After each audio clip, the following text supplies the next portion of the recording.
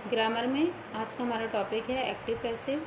इसमें आज हम इंटेरोगेटिव सेंटेंस के पैसिव बनाना सीखेंगे। ये दो तरह से बन जाएंगे। पहला होगा हमारा सिंगल इंटेरोगेटिव और दूसरे तरह से बनेगा ये डबल इंटेरोगेटिव से। सिंगल इंटेरोगेटिव में बेटा एक्टिव सेंटेंस का जो स्ट्रक्चर है वो कुछ इस तरह से है। हेल्पिंग वर्ब, सब्जेक्ट, वर्ब और फिर लास्ट में ऑब्जेक्ट। जबकि इसका पैसिव सेंटेंस जो है इंटेरोगेटिव के, उसका स्ट्रक्चर इस तरह का होगा। शुरू में helping verb, after that object, not. यदि एक्टिव सेंटेंस में नॉट है तभी आप पैसिव में नॉट लगाएंगे, अदरवाइज सीधा आप वर्ब की थर्ड फॉर्म का यूज़ करेंगे। उसके बाद बाय और फिर सब्जेक्ट। एग्जाम्पल के थ्रू उसको एक बार हम समझ लेते हैं। एक एग्जाम्पल है आपका, does she Singh a song. इसमें डज जो है हेल्पिंग वर्ब है, शी सब्जेक्ट है, सिंग आपका वर्ब है और ए सॉन्ग जो है वो ऑब्जेक्ट है। ये ऑब्जेक्ट आपका पैसिव में आगे आ जाएगा, तो जो हेल्पिंग वर्ब है वो इसी ऑब्जेक्ट के अकॉर्डिंग लगेगी। ए सॉन्ग एक है, सिंगुलर है, इसीलिए यहाँ पे इज आ गया, इज ए सॉन्ग। उसके बाद वर्ब लगेगा, वर्ब की थर्ड फॉर्म। सिंग जो है वो हमारा वर्ब है, इसकी हमने पैसिव में थर्ड फॉर्म लगानी है, तो सिंग की थर्ड फॉर्म हुई संग। उसके बाद आपका बाय का यूज़ होगा, बाय लग जाएगा और फिर सब्जेक्ट। सब्जेक्ट जो है वो एक्टिव सेंटेंस में ये है शी। शी को हम पीछे ले जाएंगे तो ये आ जाएगा यहाँ पे हर। शी जब पीछे जाके ऑब्जेक्ट की जगह लेता है तो यहाँ पे हर लिखा जाता है। अब आपका सेंटेंस हो गया पैसिव का, is a song sung by हर। एक और एग्जांपल से इसको देखते हैं। Do they not play football.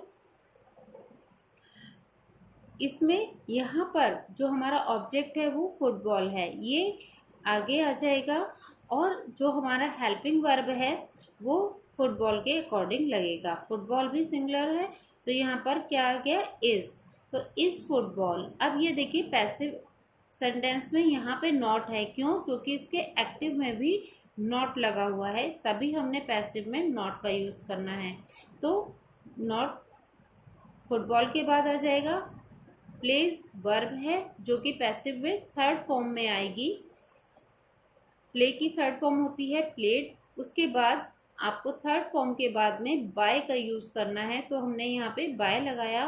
और जो एक्टिव सेंटेंस में आपका सब्जेक्ट है दे जब ऑब्जेक्ट पे जाके लिखा जाता है तो वहाँ दैम लिखा जाता है।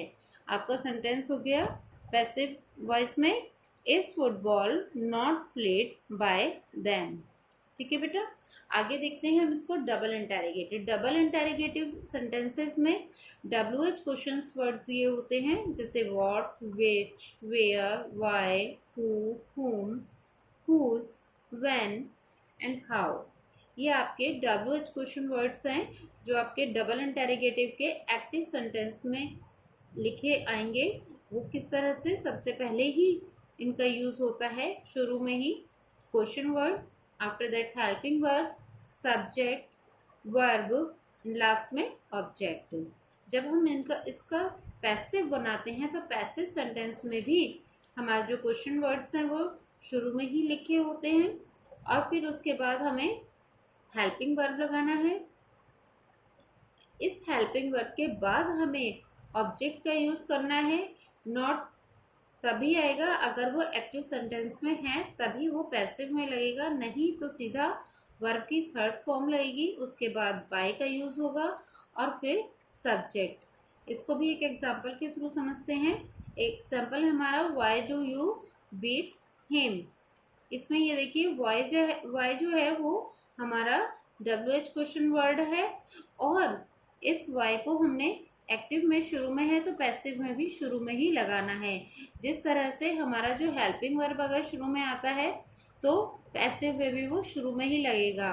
ये इंटेरोगेटिव सेंटेंस में शुरू में सब्जेक्ट से पहले ही होते हैं हेल्पिंग वर्ब। तो यहाँ पर भी हमने क्वेश्चन वर्ड के बाद में हेल्पिंग वर्ब का यूज़ किया। उसके बाद एक्टिव सेंटेंस में जो ऑब्जेक्ट है उसको हमने आगे ला के लिखना है। एक्टिव सेंटेंस का जो ऑब्जेक्ट है वो है हिम।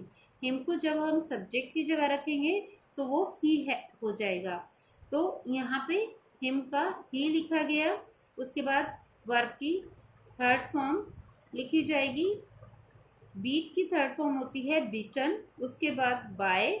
आफ्टर दैट जो हमारा सब्जेक्ट है एक्टिव में, एक्टिव का सब्जेक्ट जब पीछे ऑब्जेक्ट पे जाएगा तो वो यू है, तो यू का ऑब्जेक्ट में जाके लिखने पर भी यू ही रहेगा।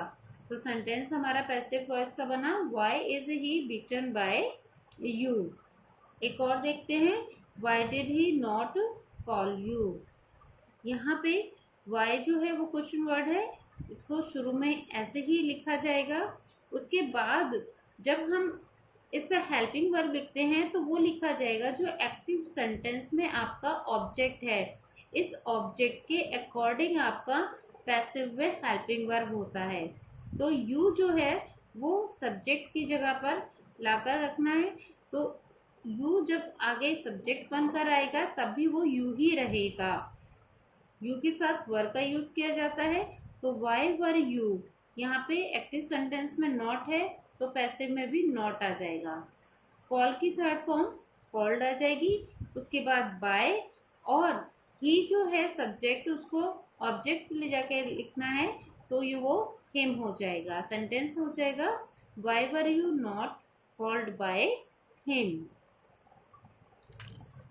अब इसमें एक वर्ड था हु का थोड़ा सा जो रूल है वो अलग है उसका, वो किस तरह से पैसिव बनते हैं उनके एक बार देख लेते हैं। जैसे आपका जो एक्टिव सेंटेंस है उसका जो स्ट्रक्चर है वो होगा हु, मेन वर्ब या हेल्पिंग वर्ब आ जाएगी। अगर मेन वर्ब हु के तुरंत बाद नहीं आती है तो पहले हेल्पिंग वर्ब आएगी, फिर मेन वर्ब आएगी और उसके बाद ऑब्जेक्ट आएगा। इसका जब हम पैसिव बनाते हैं तो हु के जब पैसिव बनाए जाते हैं तो ये बाय हुम से शुरू होते हैं, बाय हुम। उसके बाद helping verb, after that object, then not. Not उसी कंडीशन में होगा अगर आपका एक्टिव में है तभी वो पैसिव में आएगा, नहीं तो डायरेक्ट वर्ब की थर्ड फॉर्म। और आगे अगर कोई सेंटेंस का भाग शेष है तो वो उसमें लग जाएगा। एग्जाम्पल के थ्रू देखते हैं, हु कॉल्स यू। तो ये जो हु है इस हु की जगह शुरू में बाय हुम आ जाएगा। ये जो हु है इसकी जगह बाय हुम लिखा। उसके बाद हेल्पिंग वर्ब, हेल्पिंग वर्ब किसके अकॉर्डिंग आएगा, ये जो ऑब्जेक्ट है इसके अकॉर्डिंग आएगा। तो ये यू है, यू जब हम इसको आगे ला के लिखते हैं तब भी ये यू ही रहेगा। तो यू के साथ आर का यूज होगा, क्यों, क्योंकि ये सेंटेंस हम देख लेते हैं। बेटा टेंसेस का ज्ञान होना बहुत ज़रूरी है, क्योंकि अगर आपको टेंस नहीं आए तब आप एक्टिव पैसिव नहीं कर पाएंगे, इसलिए टेंसेस को अच्छे से समझ लेना ज़रूरी होता है। ये आपका प्रेजेंट इनडेफिनिट टेंस का सेंटेंस है। अब इसमें ये देखिए यू के साथ आर आया, उसके बाद वर्ब आई, वर्ब की कौन सी फॉर्म, थर्ड। तो कॉल जो है वो वर्ब है आपकी, यहाँ पर इसकी थर्ड फॉर्म कॉल्ड लिखी गई। तो सेंटेंस हो गया हमारा by whom are you called. एक और सेंटेंस से देख लेते हैं इसको, who did not play a game. Who की जगह हमने बाय होम लगाना है तो बाय होम लिख दिया। उसके बाद ए गेम हमारा ऑब्जेक्ट है जो आगे आएगा और इसके अकॉर्डिंग ही हमारा हेल्पिंग वर्ब लिखा जाएगा। तो ए गेम के साथ वाज लगेगा, क्योंकि ये जो सेंटेंस है ये हमारा पास्ट इनडेफिनेट का सेंटेंस है और इसमें जब हम पैसिव बनाते हैं तो इसमें पास्ट का टू बी यूज होता है, जो कि वाज लगेगा। ऊपर सेंटेंस में एक्टिव में नॉट है तो पैसिव में भी नॉट आ जाएगा। तो ए गेम नॉट, फिर वर्ब की थर्ड फॉर्म प्लेड। तो who did not play a game, इसका बन जाएगा by whom was a game not played. कुछ सेंटेंसेस से इसको समझ लेते हैं। और जैसे did you buy a book, इसको हम बना देंगे, क्योंकि हेल्पिंग वर्ब शुरू में है तो शुरू में हेल्पिंग वर्ब लगा देंगे। पास्ट टेंस का है ये, पास्ट इंडेफिनिट का। ए बुक शुरू में आ जाएगा सब्जेक्ट की जगह पर, तो ए बुक के हिसाब से ही यहाँ पर हमारा हेल्पिंग वर्ब आया, तो आ गया हमारा वाज ए बुक। बाय की थर्ड फॉर्म लगाई हमने बॉट, उसके तुरंत बाद बाय का यूज़ किया, और फिर ये यू जो है हमारा सब्जेक्ट, उसको ऑब्जेक्ट पे ले जाके रख दिया, वो यू ही रहा। इसी तरह से एक और सेंटेंस है, ऐसे ही नॉट ईटिंग द एप्पल्स। अब ये जो द एप्पल्स है ये पैसिव में सब्जेक्ट की जगह पर आएगा, तो हेल्पिंग हमारा इसके हिसाब से ही लगेगा। तो एप्पल्स अधिक हैं, ज़्यादा हैं, प्लूरल, तो यहाँ पर आर आ जाएगा। ये आपका प्रेजेंट कॉन्टिन्यूस का सेंटेंस है, तो इसकी जगह आपका जो हेल्पिंग वर्ब है वो आर आएगा, क्योंकि यहाँ पे जो आपका सब्जेक्ट बनकर आए हैं वो है एप्पल्स, ये प्लूरल हैं, इसलिए आर का यूज़ हुआ, are the apples. Active sentence में नॉट है तो पैसिव में भी नॉट आ जाएगा, नॉट।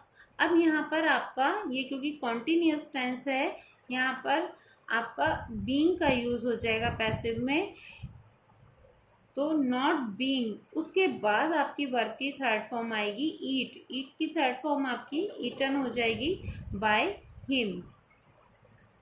थर्ड फॉर्म के बाद बाय का यूज़ करा, और ये जो ही है ये पीछे ऑब्जेक्ट में जब जाएगा तो हिम बन जाएगा। इसी तरह से will you buy a new house, इसमें हाउस नहीं आएगा, खाली पूरा आएगा a new house. A new house आपका सब्जेक्ट की जगह आ जाएगा। विल आपका ये फ्यूचर इंडेफिनिट है, तो फ्यूचर इंडेफिनिट में न्यू हाउस के साथ भी विल का ही यूज़ होगा, तो विल ए न्यू हाउस। इसमें आपकी थर्ड फॉर्म से पहले बी वर्ब का यूज़ हो जाएगा, तो यहाँ पे हमने बी लगाया, उसके बाद मेन वर्ब बाय, बाय जो है उसकी थर्ड फॉर्म आ जाएगी बॉट, थर्ड फॉर्म के बाद बाय लगाया जाता है, बाय आ जाएगा, और जो हमारा ये सब्जेक्ट है एक्टिव में वो ऑब्जेक्ट में जाएगा, तो यू का यू ही रहेगा। सेंटेंस हमारा पैसिव का बनेगा, will a new house be bought by you. अगला देख लेते हैं, when had your mother cooked the food. ये डबल इंटेरोगेटिव का सेंटेंस है, इसमें क्वेश्चन वर्ड लगा हुआ है शुरू में। व्हेन की जगह ही लिखा जाएगा, हैड जो है वो हमने हेल्पिंग वर्ब है, ये चेंज नहीं होगा, तो हैड ही रखा जाएगा, क्योंकि ये पास्ट परफेक्ट का सेंटेंस है। पास्ट परफेक्ट में द फूड है, आपका पीछे ऑब्जेक्ट जो था वो आगे आके लिखा गया, तो व्हेन हैड द फूड, इसमें हम बी वर्ब का यूज़ किया, बीन आ जाएगा, फिर उसके बाद मेन वर्ब कुक्ड जो एक्टिव में भी थर्ड फॉर्म में ही लगी होगी, उसको पैसिव में थर्ड फॉर्म में ही उतार लिया जाएगा। उसके बाद बाय लगेगा, और जो सब्जेक्ट है हमारा एक्टिव में योर मदर, वो हम इसके ऑब्जेक्ट में रख देंगे पैसिव सेंटेंस में, तो सेंटेंस हमारा पैसिव वॉइस का बन जाएगा, when had the food been cooked by your mother. अगला है who will not eat these fruits. Who की जगह हमने लगाया बाय हुम। अब ये जो दीज फ्रूट्स है ये शुरू में आ जाएगा, यहाँ पे जो हमारा फ्यूचर टेंस का सेंटेंस है ये, इसमें विल का विल ही लिखा जाएगा, क्योंकि दीज फ्रूट्स के साथ विल ही आएगा। ऊपर पैसिव एक्टिव में नॉट है, तो नीचे पैसिव में भी नॉट आ जाएगा। फिर बी वर्ब का यूज़ होगा, और उसके बाद ईट की थर्ड फॉर्म ईटन होगी, तो पैसिव वॉइस का सेंटेंस बनेगा हमारा, by whom will these fruits not be eaten.